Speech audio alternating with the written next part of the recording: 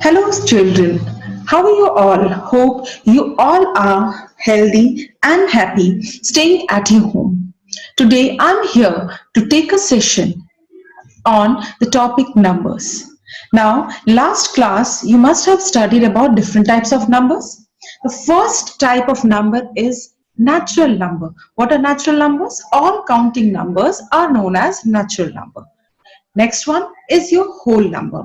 What are whole numbers? 0 along with all counting numbers, that is 0, 1, 2, 3, 4 till infinite, are known as whole numbers. Now in this chapter we are going to learn about properties of whole numbers. Now, there are different properties of whole numbers like closure property, commutative, associative, distributive, and identity. Now, we'll see all these properties one by one. Now, what do you mean by properties? Property is nothing but a rule. Simple thing, rules in mathematics. Now, whenever you enter in your class or school premises, you have to follow some rules, isn't it? Now, same way in maths also, we have to follow few rules so that your answer, your friend's answer, all the answers are same. Otherwise, you'll find that you are doing it by your own method, your friend is doing it by his method. So for that, there are few rules that we should follow. Now let's talk about first rule. Now we are talking about properties of whole number. Now the first rule is closure property. The first property is your closure property. Now what is closure property? Firstly, what do you mean by closure? Closure means closed, band. It remains within the group.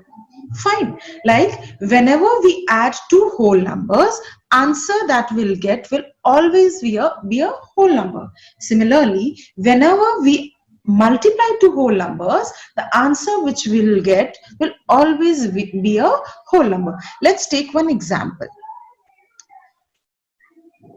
2. Now 2 is a whole number plus 5.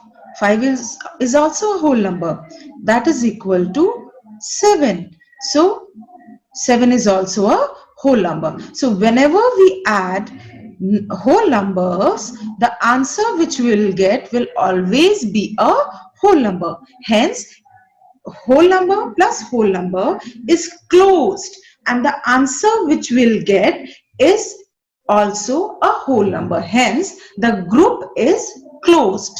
Fine. Now, similarly, whenever we multiply two whole numbers, that is 2 into 5. 2 is whole number, 5 is also a whole number. So answer is 10. Fine. Now 10 is also a whole number. Hence, whenever we multiply two whole numbers, the answer which we'll get will always be a whole number. Hence, we can say that whole numbers are closed under multiplication. Clear? Now let's see what in case of subtraction and division. Suppose we take 5. 5 is a whole number minus 2. 2 is also a whole number. What is the answer? 3. Yes, 3 is also a whole number, isn't it? Then why I have not written here 3? Subtraction must be there. Let us take next example. 2 whole number minus 5. Again, it's a whole number. That is equal to. Can you subtract it? Till now, you cannot. This you will study in higher classes. You cannot subtract 5 from 2. Hence, subtraction is not possible. And that's why I have not written minus sign here. So, whole numbers. Now, whenever we subtract two whole number, it's not at all compulsory that always we'll get whole number. There are few cases where the subtraction is not possible. Hence, we can say that whole numbers are not closed under subtraction. Clear? Now, similarly, if we'll take example like 6 divided by 3, what is the answer? It's 2. Yes? 6 divided by 3 is 2. 6 is a whole number. 3 is also a whole number. 2 is also a whole number. Fine. Okay. Let's take one more example. That is 3 by 6. That is equal to, in simplest form, it will be 1 by 2. Yes. Now, can you tell me whether 1 by 2 is whole number or not? No, it's not a whole number. Then what is this? This is fraction. Yes, I hope everybody knows this. This is fraction. So, we can say that whole numbers are not closed under division. Why? Just now I have explained you that 6 upon 3 is 2. Fine, it's a whole number. But 3 upon 6, what is coming? Fraction is coming. Hence, we can say that whole numbers are closed under addition and subtraction, multiplication, but whole numbers are not closed under subtraction and division. Is this clear? Great. Now, next property is your commutative property. Now, what do you mean by commute? Commute means to travel from one place to another place. For example, you commute from your school to home and home to school. Yes? Now, what is commute? How can we relate it with commutative property? Now, as you know, just now I have given an example that you commute from your home to your school and school to your home, but the distance between these two places always remains same. Now, same way, if we take two numbers and we can, so if we take two numbers, we can commute it, means we can change its places. We can keep one number to second in place of second number and second number in place of first number. Yes, so this property of commuting, this property of changing the place is known as commutative property. Now let's see whether which operation follow commutative property. Let's talk about uh, addition. Addition. So in addition, a plus b equal to b plus c. Complicated? No problem. We have one more example. Excuse me. 2 plus 3. 2 is a whole number. 3 is also a whole number.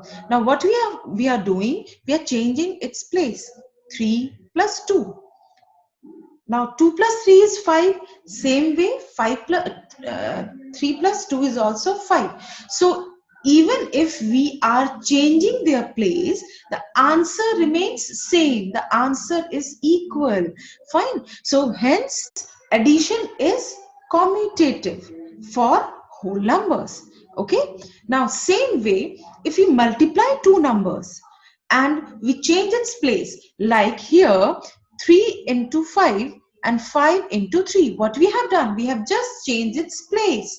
Fine. So, if we'll see, the answer is same. 3 into 5 is also 15 and 5 into 3 is also 15. Hence, we can say that multiplication are commutative for whole number. Yes. Now, what in case of subtraction and division? Now, same way, let's take one example.